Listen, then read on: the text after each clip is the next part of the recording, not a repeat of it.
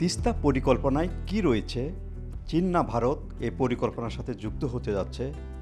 আর মহাপরিকল্পনা বাস্তবায়নে কতটুকু এগোলো এ নিয়ে উত্তরে মানুষের আগ্রহের সীমা নেই। পরিকল্পনা বাস্তবায়ন হলে কি উপকার বয়ে আনবে তিস্তা পাড়ের মানুষের? এই ভিডিওতে জানাবো সব কিছু। তিস্তা নদীর দৈর্ঘ্য 315 কিলোমিটার। হিমালয়ের পূর্ব প্রান্ত সিকিম থেকে উৎপত্তি হয়ে তিস্তা নদীটি নীলফামারী ডিমলা উপজেলার মধ্য দিয়ে বাংলাদেশে প্রবেশ করে।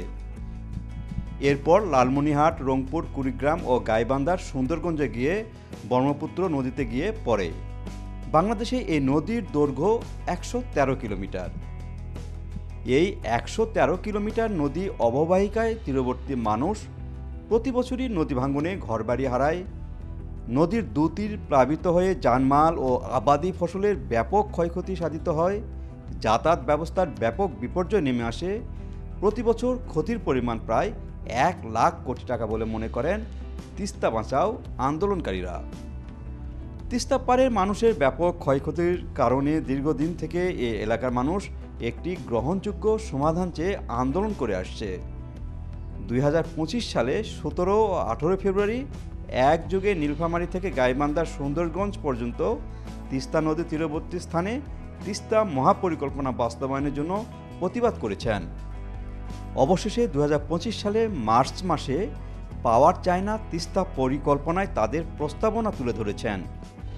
9, 10, 11 ও 12 মার্চ তিস্তা পাড়ে মানুষের কাছে তাদের প্রস্তাব তুলে ধরেন।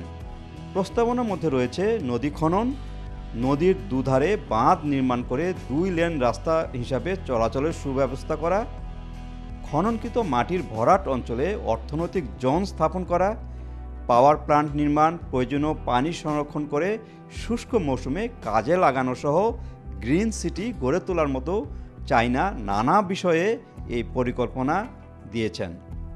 চায়না কোম্পানি কাজ পেলে তা 5 বছরের মধ্যে শেষ করতে চান। আর সমীক্ষা রিপোর্ট 2025 সালে চূড়ান্ত করতে চায় সরকার। তাহলে চায়না কোম্পানি আগ্রহ দেখে আমরা ধরেই নিতে পারি চায়না করবে এই মহাপরিকল্পনার কাজ। বর্তমান প্রেক্ষাপটে এই তিস্তা পরিকল্পনা নিয়ে টু শব্দ করেনি ভারত। সরকারের পক্ষ থেকেও এখন পর্যন্ত কোনো প্রস্তাব যায়নি ভারত সরকারের কাছে। তিস্তা মহাপরিকল্পনা নিয়ে আপডেট কিছু থাকলে পরবর্তীতে জানানোর প্রয়াস রাখছি। আজ এই পর্যন্তই, ধন্যবাদ।